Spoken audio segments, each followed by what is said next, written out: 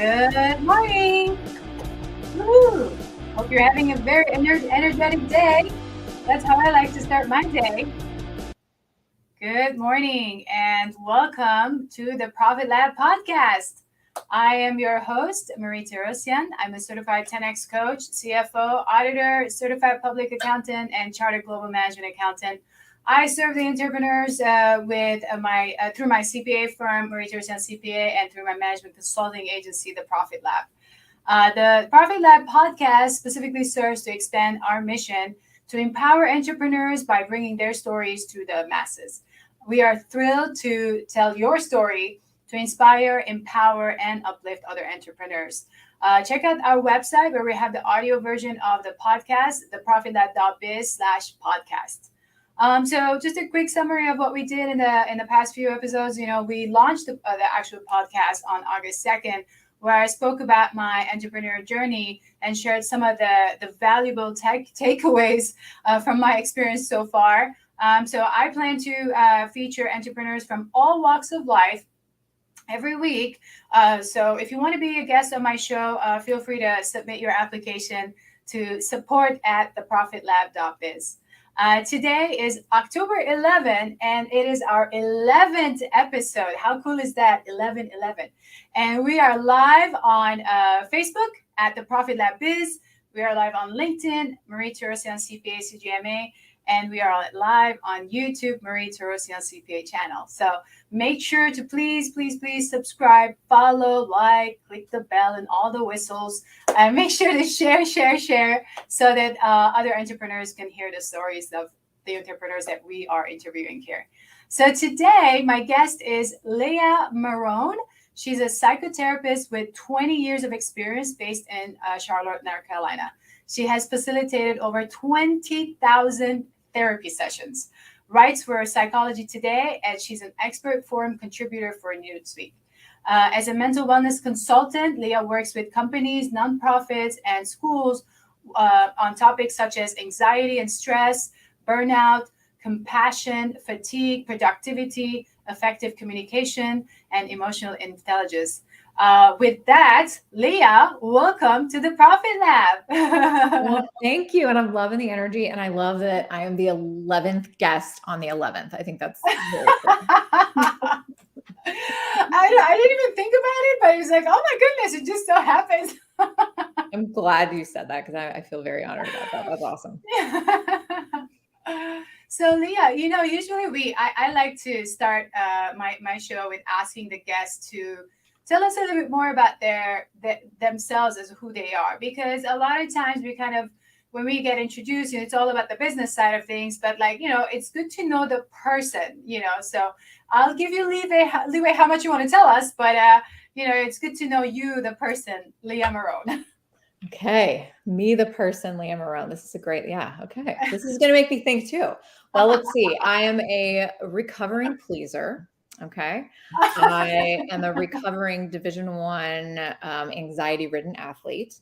I am competitive by nature, but also am a space creator. So I love that's kind of drew me into my profession, I think, with creating space for people, whether it's through therapy, whether it's through just connection, whether it's through helping them with, business and building their team and just creating psychologically safe spaces. So I love creating space, if that makes sense. I have 2 daughters. I have a husband. I have a wonderful dog.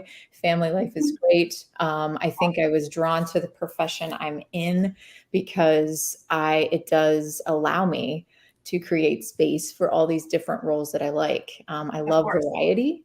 And so my profession allows that, as well as gives me that flexibility to just honor different parts of who I am. So that was probably a pretty abstract answer, but you feel free to structure me a little further.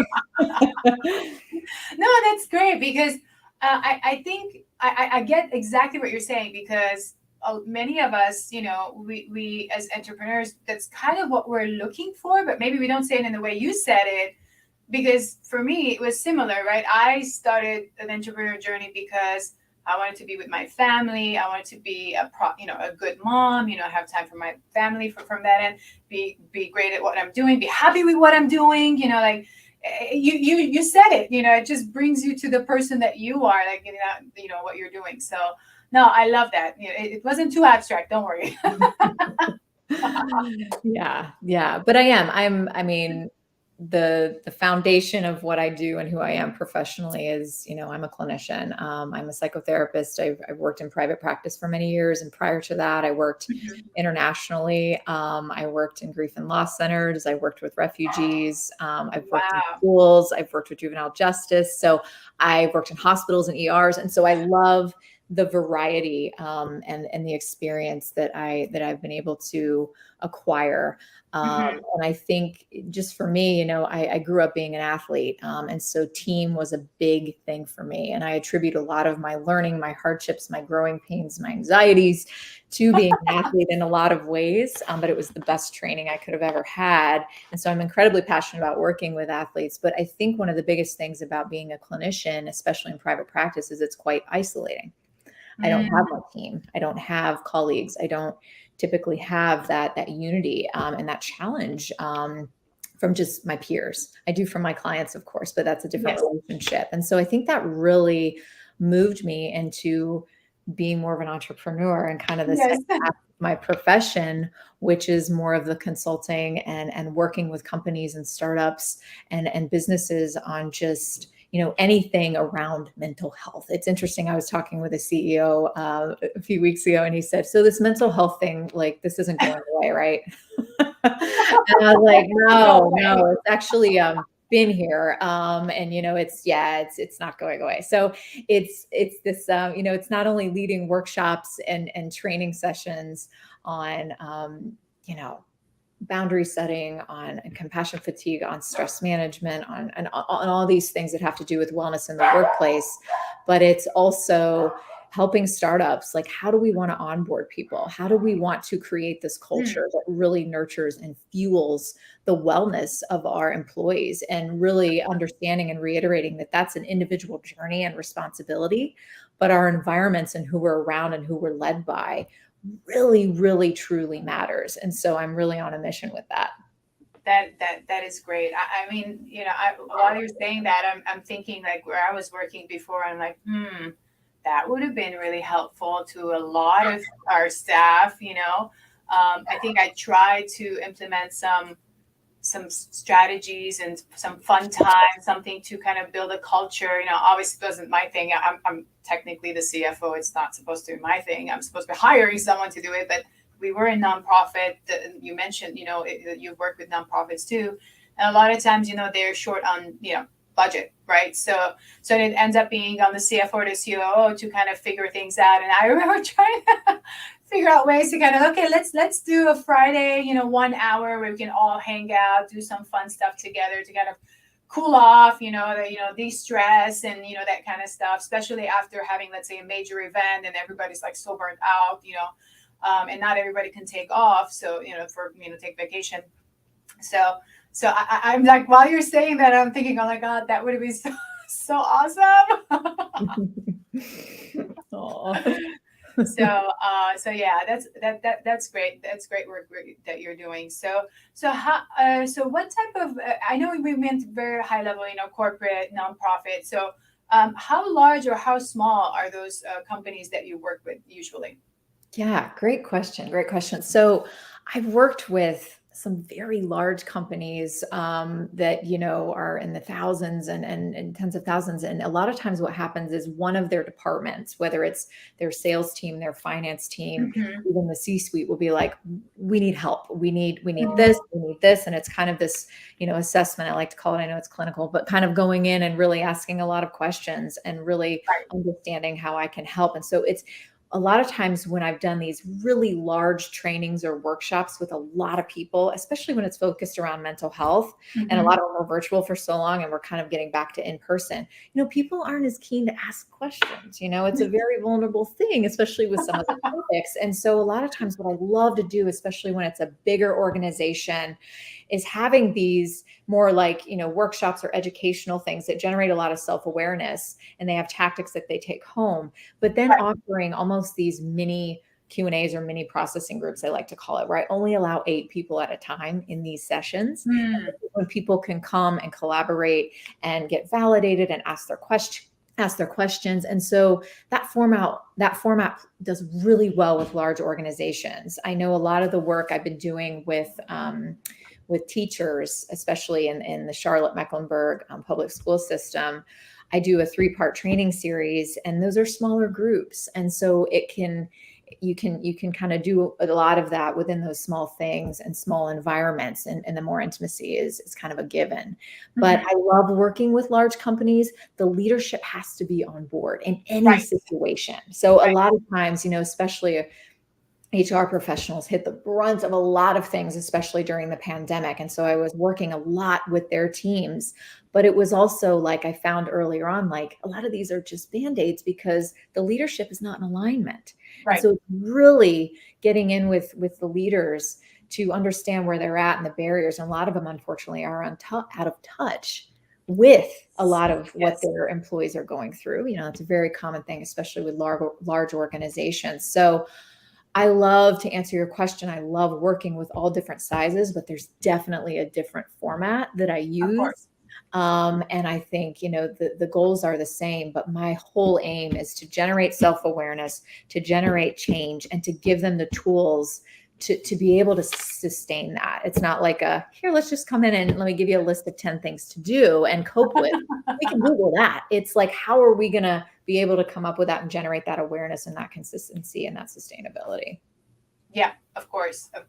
So then with consulting, for example, is that maybe a workshop or something that you do every so often? Because I mean, obviously it's great to go to a workshop one time, you get some tools and whatever, but then, and then you kind of forget, say I went to a workshop, and you take some notes, you do some of them, and then you kind of forget, unless you're repeating. So do you do it as a maybe quarterly touch point or that kind of stuff?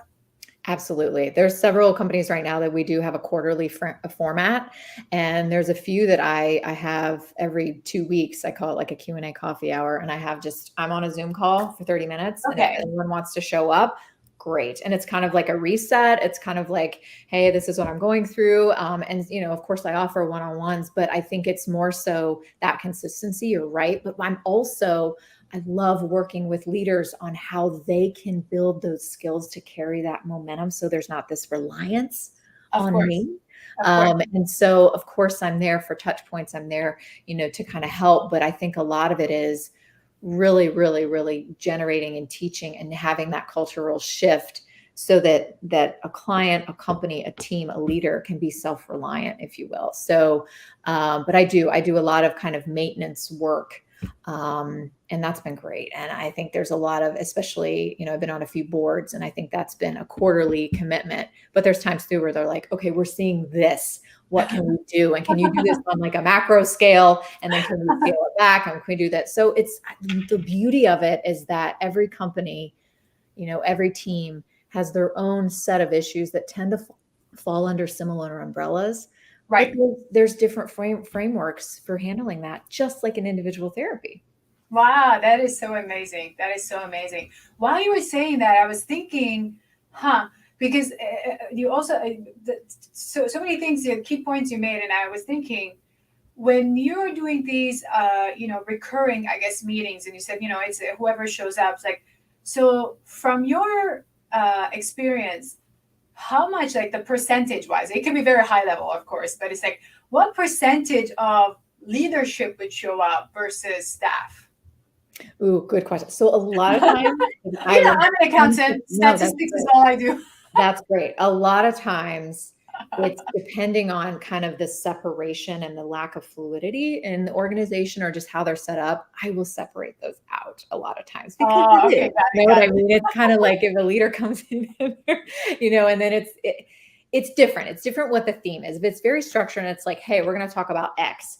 It's great sometimes for the employees to see their leaders coming in and kind of sharing and being vulnerable. But if it's something that it just depends really, Marie, I think on the topic, but a lot of times if it's something pretty specific, I will separate those out just to kind of maintain those boundaries and lines that the company's already established, if that makes sense. Yes, yes. No, it makes sense. Yeah, yeah. It depends on the subject matter that you are dealing with. Of course, no, that totally makes sense because, in general terms, is what I was thinking, and I'm like, if it's everything in every business, the tone at the top is the most important, right? So whether it's the financial aspect of things, if it's sales, if it's market, it's always the tone on the top. How people are, the leadership is handling everything. So in mental health, I'm thinking the same way, but like, how much is leadership being involved?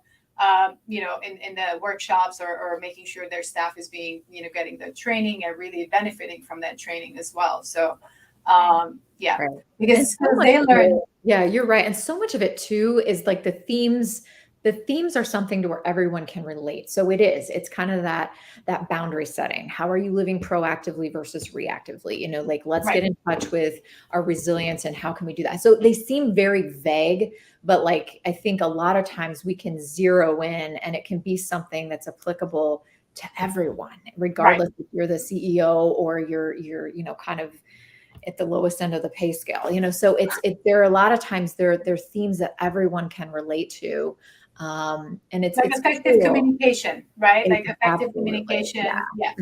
Yeah. So Yeah. it's very good. And I love to just the variety because everyone can relate to those topics. Of course. Of course. I mean, we can all benefit from, better communication, emotional intelligence, understanding and feeling other people and what they're going through, and being very sensitive to how to handle, those situations. So, absolutely. And then on the individual level, I can see how, an anxiety and stress, because something affecting us on a personal level, it's going to come with us to the job or or the business, whether we're the leader or the staff member. So yeah, I can see how you would, like looking at that, yeah, I can see how you would be separating those things. Awesome, awesome. So, how do you? And then again, this is from an entrepreneurial, so put your entrepreneurial hat on as a business owner, as your your consulting business. How do you go about, let's say, finding your clients? Because a lot of people, when they start their business, they're always having a hard time. And so, what is the way that you use usually to kind of go about finding your clients? Yes. So just full disclosure, I am like totally not tech savvy and not a social media person. So even being on LinkedIn for me the past like 5 years was like a huge thing. And making my Tip Tuesday videos was a huge thing. And so that was a big thing of like, Leah, you really need to get with the here and now. And so just getting connected that way and getting out of kind of my bubble and taking that, positive risk was huge. So I think it's that connection. But, again, given what I do and kind of my craving, if you will, for intimacy and creating space, a lot of when I generate or try to generate new clients, it's the slow process. It's the like, let me get to know you.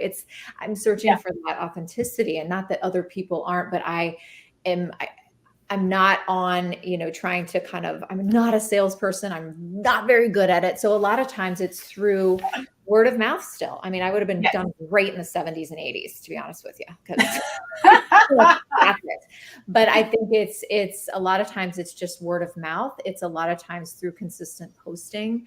It's a lot of times through trying to make those connections and really trying to communicate that my aim and my purpose is to serve and to educate and to again create that space. And so that's really my objective, and that can come in many forms. I've left myself very open. And I think I've kind of always lived by this. I've really tried to live open mind, open heart. And so things, when you typically try to operate that way, it's very interesting the connections that you stumble upon, or the connections that just kind of enter your world. And so for me, my big thing is kind of keeping my boundaries and not saying yes to everything under the sun, but knowing that like, if I put myself out there and I continue to make connections and I continue to put myself in environments or in places where I'm going to generate authenticity from other people and from myself, it takes patience, but it just starts to morph. Yes. No, I feel with you. And I'm totally aligned with what you're saying, because I think unless people actually see the real person, they won't be able to build that trust. And if they can't build that trust, they can't work with us, right? So if we can, and before I move on to the next, question or discussion, I wanted to kind of read out for those who would be listening on the audio version. You guys, you can check out Leah's website. It's I don't have to say the www, but Leah Leah Marone Marone.com. LeahMarone.com. So you guys can check out her website. I also want to put out there her IG. You can follow her on IG at Leah Marone LCSW. Leah Marone at Leah Marone LCSW. I also wanted to point out that you can read her blogs, and that is on Psychology Today. I don't know if I can read all of that, but if you go on Psychology Today, you'll be able to go under contributors and find Leah Marone LCSW, and you'll be able to see all of her blogs there. There's so much resources that she's been writing. So make sure to go out there and then check out her website, follow her on IG, and then check out some of the awesome blogs she's writing. Well, thank you. Yeah. Yeah, I was already checking some of these stuff because I'm all about mindfulness, being aware of who you are. And because I had another guest last week where she helped me through certain leadership training, and I was able to reset myself and be to come out and be the person I am. And that's why when you said being authentic, that is truly you. Like when you try to fit into a box that's not you, it's going to be hard to kind of convince someone to work with you. Mm-hmm. And on the other hand, when you are you, then it's just naturally showing up, and you can make very different connections for sure. So I'm so much I know exactly what you're saying. I'm feeling you. Mm-hmm. It's interesting too, though, because, and I'm totally stereotyping, but I think people that have that kind of entrepreneurial, kind of that entrepreneurial gene, if you will, like we have a certain level or tend to have a higher level of like competitiveness. And that could be with ourselves. That could be also with other people or what have you. And that typically when you have that, you're prone to operating with a sense of urgency. You're prone to like, this isn't good enough. This isn't good. Like, and it's sometimes very hard to regulate that, because when you feel like you are regulating that, you're not giving your all. You're not living each day. You're not pushing yourself enough. And I mean, I got to combat that on a regular basis, with kind of the athlete in me and then the entrepreneur in me. But I think that's one of the biggest things is to really call yourself out and have these grounding questions that you can repeatedly ask yourself on a regular basis of like, what's my purpose? What can I validate myself for? What are my strengths? Am I playing fair and just being ultra critical, or am I also giving myself those props? And that's huge. It's the competitiveness that drives us, but can also be our biggest sabotager. Yes, I found that about myself, and I was talking about it. The last week's episode is about how much I'm driven by achievement, and I didn't notice until recently when I went through that leadership training that I'm driven. And I would say I'm not competing with anybody, but I am actually competing against me constantly, all the time. Mm-hmm. But it was such a eye-opener for me to realize that's what's driving me.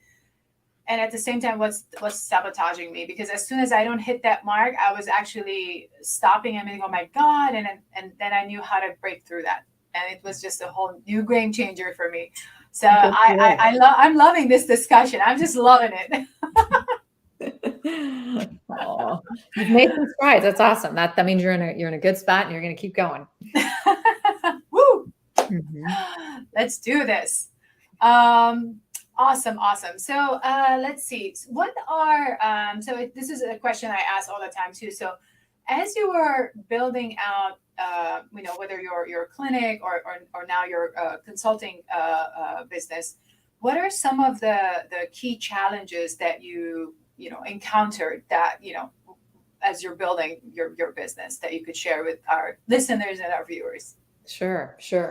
Well, and I kind of spoke to it a minute before, but I think too, it's the biggest thing is just having your purpose pretty well defined. Mm. having your audience, having your goals, having those things pretty well defined, but also not being rigid with them. And I know that's kind of a confusing thing because you want to you want to throw things out there, if you will, and see what the universe kind of does and offers you. But there's also that importance of being structured and staying in your lane, being Right. open to kind of looking at other lanes, but staying in your lane. Because the thing that I struggle with, I think, is because I love to have, like I said, variety, which I do feel like is a pro, but it's also can be like, wow, I have many things on my plate right now that like I don't know if I'm going to be able to give them all the attention and the correct attention I really want to. So it's Right. again, I think the biggest thing is figuring out what your non-negotiables are. And Mm. what I mean by that is kind of like, why did you set out on this journey? What did you want to achieve? And you mentioned too, which I think you were spot on. A lot of us go off on this journey because we do want to have certain things that we keep sacred, Mhm. right? Whether it's being our own boss, whether it's taking vacation whenever I want, whether it's creating my schedule, whether it's like having the freedom to do XYZ, whether it's balancing my family life with all these things. And so not losing sight of that, Yes. I think is key. So that's one of the biggest things. But I do think having some sort of accountability, having a support system for yourself. And the biggest thing too, and of course, I'm going to say this just because this is what I'm so passionate about, is really implementing from the get-go times and practices that you reset and rejuvenate. Because otherwise, like most of us, you're going to be flying by the seat of your pants. You're going to be, trying. You're going to be getting results or not. And even when you do, you want more. But there has to be that time, consistent time that you create or set aside for yourself to rejuvenate, to validate, to reset. Otherwise, you're just going to be burning out and cycles Yes. going up and down. And that's exhausting, and it's just that's going to again distract you, I think, from all the things that you really set out to achieve in the beginning. I am totally with you on that. I've experienced it over and over and over in the past few years. And I would just keep going and going and going, and then would just crash. And then it would take me 2 days to recover, like physically and mentally and emotionally, to just like regroup myself. And that was happening over and over until I realized how to stop that. So you said it right on. And if I knew that back at the time, and this is why I do the show. These are the key things that I would like every entrepreneur to start thinking through before they start, or if they're still in the beginning of the journey, bringing different entrepreneurs from different walks of life to exactly showcase this is what you should be expecting. So plan this, plan that, think about this, think about that, because we definitely learn from each other, and we are better because of it. So I definitely have experienced that multiple times. Yeah, I think we all have. And I love too what you're doing as well, because you're creating another outlet, I think, for people to relate to and to have support. And I think being an entrepreneur, sometimes it can be quite isolating.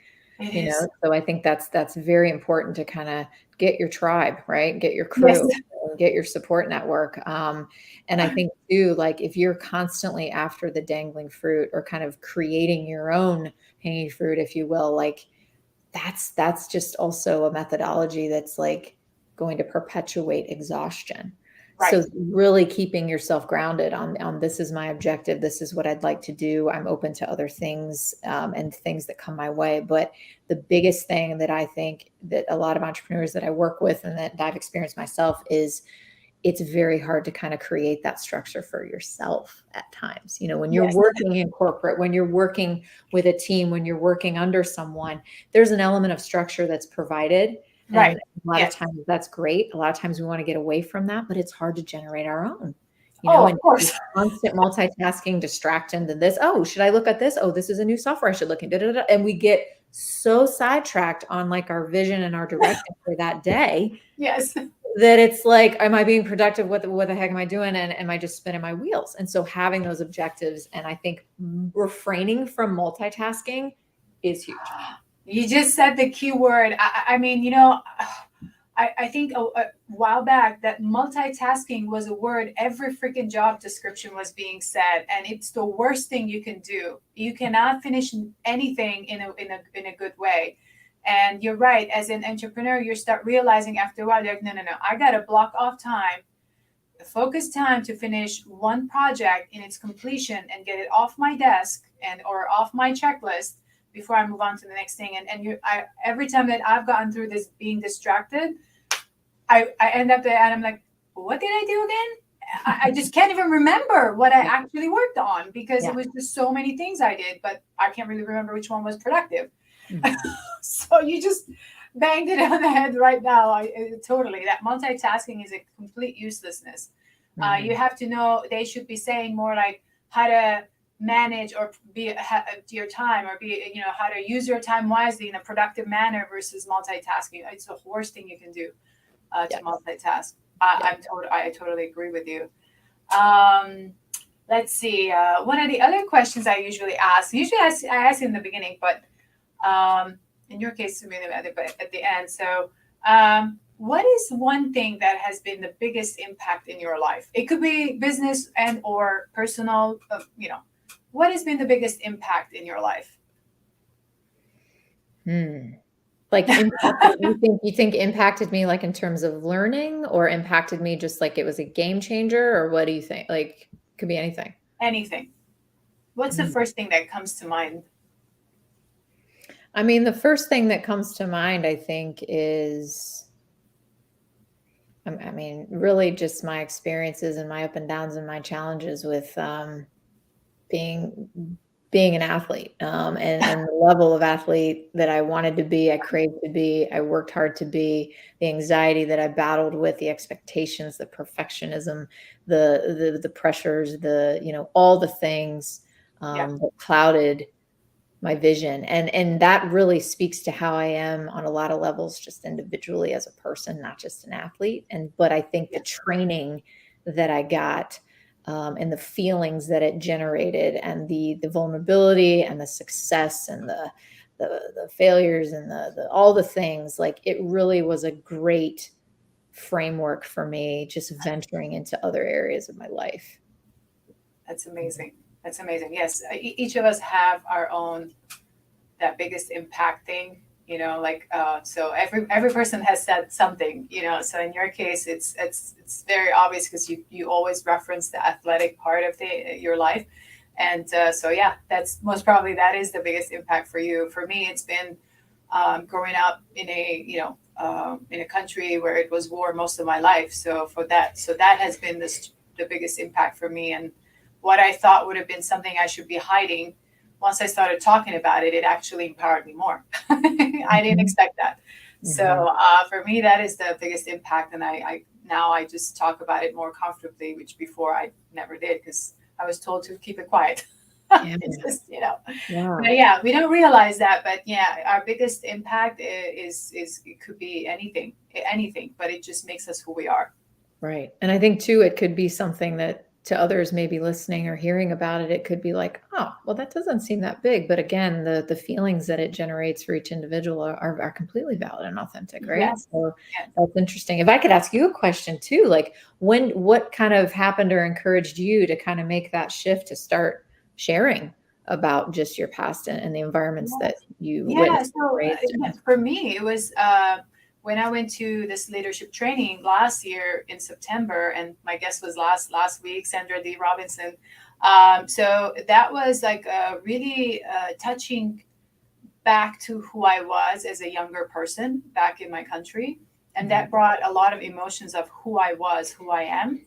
And once I came back, it was like I talked about it so much over there because I had to release a lot of emotion, and then after that, it was just like, well, it's out. Mhm. Nobody flinched. Nobody felt bad about it or weird about it. So actually, everybody, encouraged me to keep talking about it because that makes me who I am. So Oh, that was like an empowerment that I got from everyone that was on my team that, on that leadership training. So from that's then, I'm great. like, okay, it's part of who I am. I cannot hide it. So I just have to say it. That's Um, great. I love that you were given that space, like someone that yeah. created that space for you. And then you, what we like to say, kind of fuzzy clinical terms is like you released a suppression bubble. Like you released the suppression bubble and you cleared some space for other things. That's amazing. Yeah, that was yeah, it was a great thing. So I've always been very connected with, let's say, my mind, and I always like to learn these things. So that's why I love what you're talking about. I'm like, I could spend hours talking to you even more, but you know. Oh. Oh goodness. So all right, as we come closer to the end of the podcast, like usually we leave with some 3 pointers from you to any entrepreneur that's listening or watching us today. 3 pointers you can give them before we hang up that could help them on their journey from your experiences. I think you kind of went around it maybe, but just if you give us just the 3 pointers All right, today. if I'm real concise, real blunt, prioritize your sleep. Okay.